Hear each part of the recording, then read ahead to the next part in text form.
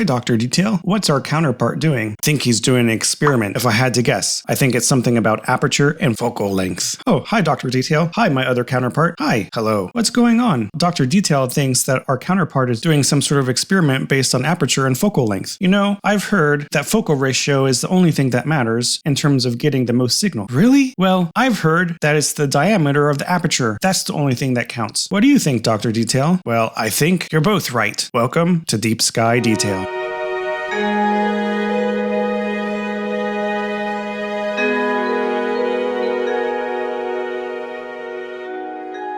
Today, we're going to definitively show whether F-ratio is just a marketing gimmick or whether it's something you should be concerned about with your astrophotography. This is something that confused me a lot, and it's easy to misunderstand the optics and the physics. Even the demos in this video can be misinterpreted. So we'll try to dive deep into what it takes to get signal into your pixels. For example, we'll talk about why F-ratio is sometimes the only thing that determines the amount of signal that you get. We'll also talk about how sometimes aperture is the only thing that determines the amount of signal that you get. We'll relate all of this to an imperfect demo that was shown in the introduction by Dr. Detail and my counterparts. We'll even prove things with mathematics. But first, a bit of a flashback to the past to help make the information I'm about to present more memorable. In November 1998, Nintendo released what some would call the greatest video game of all time, The Legend of Zelda: Ocarina of Time. The game revolves around a young protagonist, Link, as he tries to stop an evil sorcerer Ganondorf from taking over the land of Hyrule. Link has help from a princess, Zelda. The greatest relic in all of Hyrule and possibly the world is something known as the Triforce. There are 3 triagonal pieces to the Triforce, and each piece is also called a Triforce. Each piece represents a virtue. The first piece is the Triforce of Power, the second the Triforce of Wisdom, and the third the Triforce of Courage. If you are able to obtain the Triforce and your heart is balanced among the 3 virtues, you can wish for anything your heart desires. However, if your heart is unbalanced, the Triforce will split into 3 pieces and you'll receive a piece of the Triforce. The other 2 pieces will be given to 2 other people in Hyrule who best represent the other virtue. Being given any piece of the Triforce means you'll be given part of the power of the goddesses of Hyrule. If someone with an imbalanced and evil heart obtains part of the Triforce, those given the other 2 pieces can work together to stop the evil. Why am I talking about a 90s video game in a video about astrophotography? This is a video about signal, and I would argue that there are 3 important things in astrophotography that we talk about all the time in relation to signal and signal-to-noise ratio. Like the Triforce in Zelda, these concepts work together to give us a good image. Understanding just one of them is not enough. Using 2 of the concepts can help us compensate for a deficit in the other. But just focusing on one thing can give you misleading beliefs about capturing signal and bring imbalance into your astro image. I've seen quite a few videos lately of various quality that try to explain this. I'm going to do my best to make things easy to understand, hopefully giving you accurate information in the process. Some of the information can be found in an astro imaging channel video by Dr. John Hayes about signal, resolution, and large aperture telescopes. I'll also refer to the very imperfect demo to make some of these points. Just remember, this demo is not exactly what happens with actual telescopes. It's just here to act as an analogy for the different pieces of the astrophotography Triforce of signal. Before we talk about the first piece of the astrophotography Triforce of signal, I think we should discuss 3 things that we all agree on astrophotography. First, astrophotography is all about adding up photons. The more photons of a deep sky object you collect, the better image you'll get. All things like noise being equal. Stacking, for example, is a way to collect a lot of photons. Relatedly, if you're able to collect photons faster, you'll be able to get a good image faster, even considering stacking. Importantly, pixels are the things collecting the photons. So look at this video of a couple of fish that were following me at the beach this summer. Videos are just a collection of individual images. Each individual image lasts a few milliseconds, yet the video is clear. This was taken with a GoPro camera with quite a small aperture. I don't have to stack images, but we can definitely see the fish. The rate at which the photons are hitting the sensor during the day is very fast. And the third thing is something that often gets overlooked.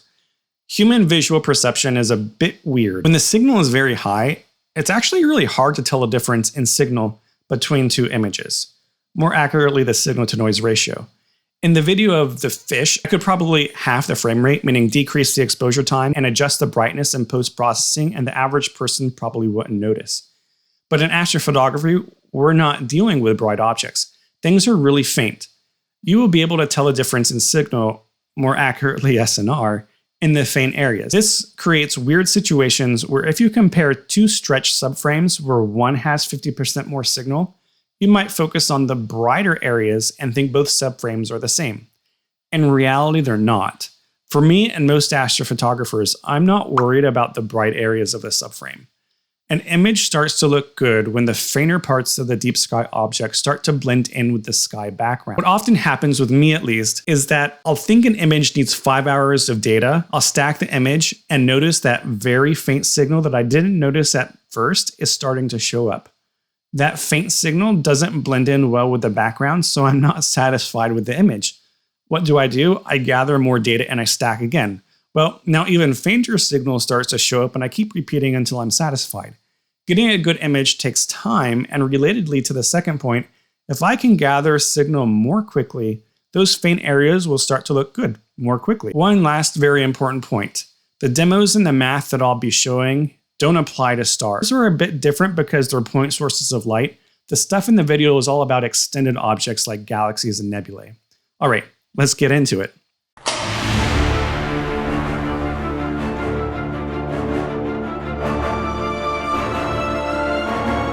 So what is the first piece of the astrophotography Triforce, the equivalent of the Triforce of power? It's the Triforce of aperture, of course. It determines how many photons your scope collects. A bigger aperture should get more photons. The end. Thanks for watching. Okay, it's not the end. I think aperture is the most straightforward but most misunderstood thing in astrophotography. Aperture may be king, but there are some significant caveats that keep it from being a dictator. Starting with the basics. Aperture area increases with the square of the radius. So a scope that has twice the diameter of another scope will gather 4 times as much light. A scope with thrice the diameter will gather 9 times. Let's look at the demo for a second. What am I trying to do? Well, I have a light source in the background. In the middle of the table is a magnifying glass on a tripod. I'm trying to make an image of my deep sky detailed batten-off mask onto a sheet of paper. I'm also checking to see if the distance from the magnifying glass to the image. The diameter of the lens determines how much light gets focused on the paper. If I had a bigger lens, more of the light from the tracing LED board would get focused. Pretty simple, right? So the signal that gets into your pixels only depends on aperture, and all I have to do is compare 2 apertures side by side to show this is correct. Wrong. Well, sometimes wrong, sometimes right. We have to understand something else, the second Triforce piece.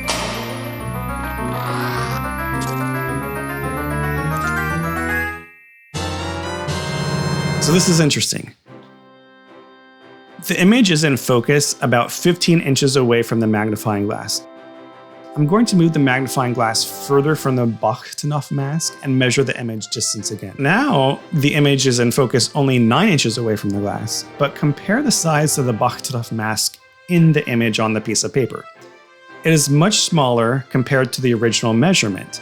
If we assume, which we shouldn't assume in this imperfect example, that an equal amount of light is being collected both times, then the light in the second measurement is more concentrated. It'll saturate the pixels of a camera sensor much more quickly than in the first measurement. It's a faster configuration. Okay, wait just a second. Okay, tangent here. You'll notice that there is a term I didn't use in the demo. The focal length of the lens is fit. The example here follows the thin lens equation, and image distance is not focal length. When the object is very far away, like in astrophotography, then yes, image distance approaches the focal length. The relationship between the image circle size and the focal length doesn't really work like this in the demo. I know in this example, when the image distance is closer to the lens, the image circle is also smaller. Image circles are very telescope specific. There's a misconception sometimes, and I used to believe this too, that the focal length or ratio exactly determines the size of the imaging circle, and that helps determine the speed. I don't think that's 100% true.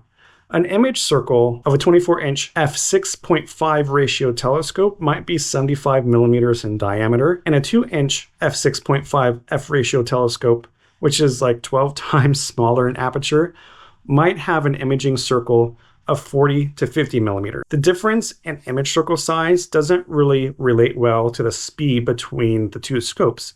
Something else besides image circle size determines the speed, which I'll talk about now. So, tangent aside, the point of the demo is to show that how concentrated the light is on the pixel also matters.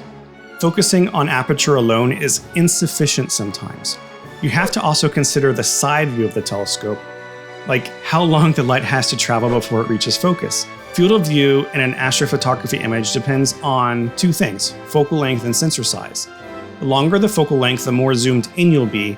Even though the demo might not be a perfect comparison, the point here is that the focal length has the effect of creating a zoomed in image, which effectively spreads the light from the deep sky object out across more pixels in the sensor. Having a lot of focal length is like having a lot of courage in astrophotography. There's a lot that can go wrong with guiding and not getting enough signal. Now, I'm going to make a very bold statement. If you are using the same camera on two different scopes and not doing anything like binning, then F ratio, or the focal length divided by the aperture size, is the only thing that determines the signal hitting each pixel. That's it.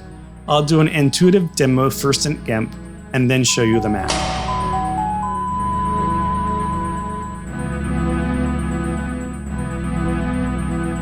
Okay, so let's do a simple example real quick. Let's say you're imaging the Horsehead Nebula, and what we've got here is a Horsehead Nebula image by Hubble, so a pretty great image, all things considered. You probably don't have as good a resolution. It might look something like this, and these are all the individual pixels that make up the Horsehead and a subframe. Say that you're imaging this with a 200 millimeter aperture Newtonian at a focal length of 1000 millimeters, so like an f5 scope. Okay, and let's just kind of do a real quick example. Let's say that you're trying to figure out how much signal is hitting this part here of the Horsehead.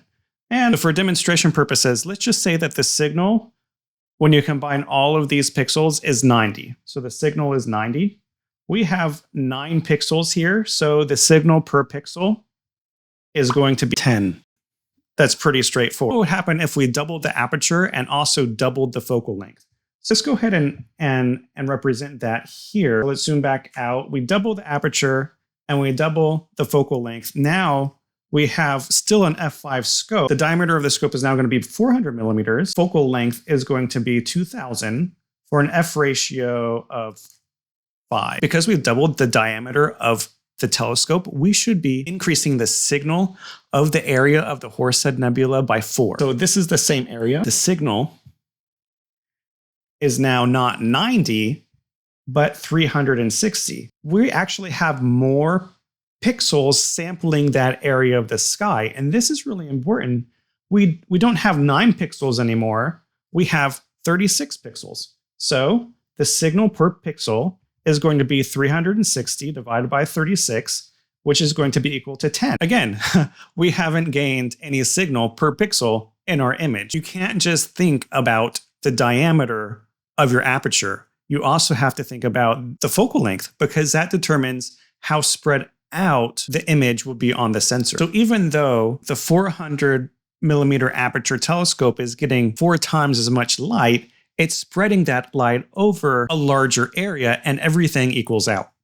That example doesn't feel fair, does it? I mean, if you have a bigger aperture, it feels like you should get more signal with each pixel. Well, the larger scope is actually doing something pretty important. It's increasing your resolution without sacrificing signal. Although there are diminishing returns to increasing resolution, especially if you're seeing as poor, it's actually really nice a lot of the time to have increased resolution. With the smaller scope, in this example, you only had 9 pixels covering the area of the Horsehead. With the larger scope, you now have 36, but the average signal hitting each pixel is the same. That is something, and it is important. You know what else is important? You. And thanks for making it this far in the video. I really appreciate it. If you like this video, consider liking it. It does help. Subscribing helps too. As I promised, I'll show you the math. I'll put a timer on this next part, so if you're not interested in watching the math, you can skip it. But I do want to put it in here because it shows the real world equations behind everything and removes some doubt that some people have about why F ratios are important in many circumstances. Okay, so I promised you we would go over the math, and we can mathematically prove that it's only the F ratio that matters when you're switching between two telescopes and using the same camera and you're not binning or anything. So we have here are a few variables, and I'm going to just explain what these variables are really quickly. So L is going to be the radiance. You can think of the radiance as just the brightness of part of your image, but it's taking into account the area that it's shining on and the solid angle. So it's a way of kind of normalizing that. Critically, the L shouldn't change based on your different telescope setups. You can think of it as the brightness coming down from the deep sky object and hitting the Earth, if that makes sense. Q is going to be the quantum efficiency. Big F is the F ratio, and remember that the F ratio is just the focal length of the telescope divided by the diameter of the telescope. So that would be little f divided by d. Then we have T as your exposure time and A is the area of the pixel. I'll give you that formula. Signal is going to be equal to the radiance times pi times the area of the pixel times your quantum efficiency times the sub-exposure time. And we're going to divide that by 4f squared. 4 times the focal ratio of your telescope and then square that. So let's say that we have two setups, right? And you have one camera and you're going to be using it with two telescopes. So your one camera, let's just say your quantum efficiency for that camera is going to be equal to 75%. The total exposure time for both setups is going to be the same, 300 seconds, right? The area of your pixel maybe is like 3.76 microns squared. The radiance, L, is just going to depend on the brightness of your target, and it doesn't really depend on your telescope or anything else. Say that L is a constant, right? So L equals L, it's just a constant. And then we have two setups. So setup 1, so the F ratio for 1 is going to be 2, and then the F ratio for your second setup is going to be 4. And we can go ahead and plug all of these numbers in. We can find an interesting answer. So let me go ahead and do that real quick. So what we want to do is we want to find the ratio of the signal from scope 1 divided by scope 2. And this will tell us how much more signal scope 1 is getting than scope 2.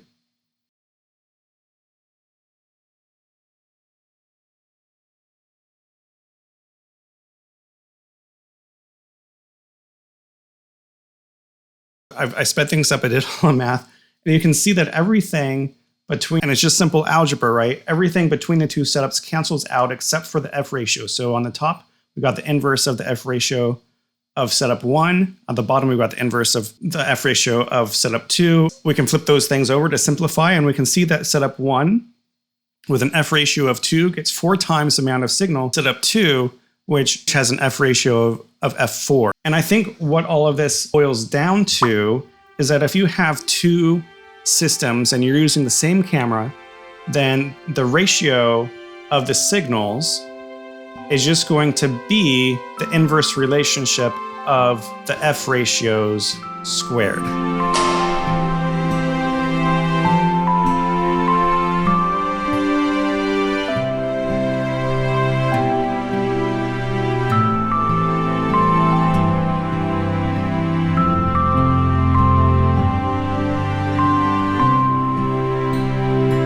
Okay, so we have the Triforce of Power, which is aperture. We have the Triforce of Courage, which is focal length. It would seem like aperture and focal length is all you need to determine signal. Can we do a flashback? As we do the flashback, I'd like you to try to notice a pretty big caveat I made. If you are using the same camera on two different scopes and not doing anything like binning, then F ratio, or the focal length divided by the aperture size, is the only thing that determines the signal hitting each pixel. You noticed it. I said if you use the same camera and don't bin. The last part to understanding all of this is pixel size. If you understand this piece of the astrophotography Triforce, you're wise indeed. Now, I've just done a couple videos on pixel size, so I don't want to get too much into it here, but you can sacrifice resolution in such a way so that the signal only depends on the aperture of the telescope. What you have to do is make sure the sampling in both telescopes is the same. In other words, make each pixel image the same area of the sky. Let's go back to our demo for a second. We'll take a look at the two images on the paper. If we assume, which in this case is a wrong assumption, But hypothetically, if we assume that the amount of light entering the lens is the same in both scenarios, then one way to increase the signal in one of them is to change the pixel size. If the concentrated image has a pixel size that takes up this much area on a theoretical sensor, then you'd want the pixel on this spread out image to take up this much area. Like before, I'll show you the math and add a timer for those of you who want to skip to that part.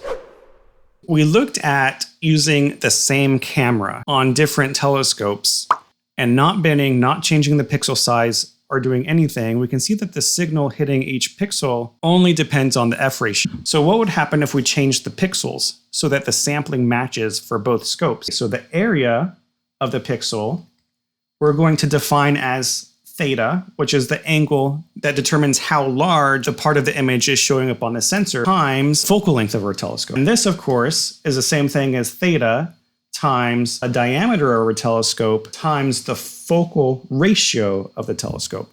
And we can do the same thing for the f4 telescope. So in our second setup, right, the f ratio is 4, but we're going to make the area of the pixel theta times small f2, which is going to be equal to theta times the diameter of our telescope, our second telescope, times the focal ratio of our telescope. And now we can go ahead and plug in this formula again. I'll go ahead and do that real quick and I'll show you. Okay, so I've simplified it all. And when we do it like this, when we have equal sampling between the two images, assuming that quantum efficiency between the two cameras is the same, then the only thing that matters is the diameter of the telescope. In this case, if setup 1 has a larger diameter than setup 2, let's say it's twice the diameter, then we're going to have 4 times the signal hitting each pixel.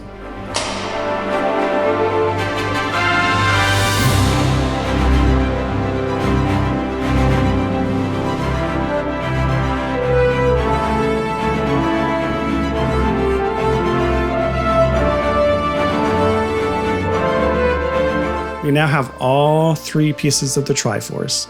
With this information, you can start comparing different scopes with different cameras and get definitive answers to how quickly each setup will gather light. I'll put up the full equation that was shared by Dr. John Hayes. It really is amazing. If you understand how the Triforce works, you can take 2 pieces of it to help compensate for a lack in the other. If you have a large aperture and long focal length and want better signal, really better signal to noise ratio, we can combine the larger aperture with camera binning to make up for the longer focal length. What if you don't want to bend? We could get a focal reducer to decrease the f ratio and get more signal into those pixels. There are some very important caveats to the Triforce. You should start to be getting the feeling that when you want more signal, sometimes the trade-off is decreased resolution. We could argue that the Triforce could also be called the Triforce of Astrophotography for Resolution. What I've talked about here only applies to extended objects and not stars. And finally, we're talking about photons hitting your sensor, not how you perceive the image. If you're okay with the fainter parts looking a little bit noisier, and you're most interested in the brighter areas of a deep sky object, then f ratio might not matter as much to you, and that's okay. This is a hobby, not a battle of egos. If you want the fainter parts to pop through, using the principles of the Triforce will help you get a nicer image faster. Thanks for watching.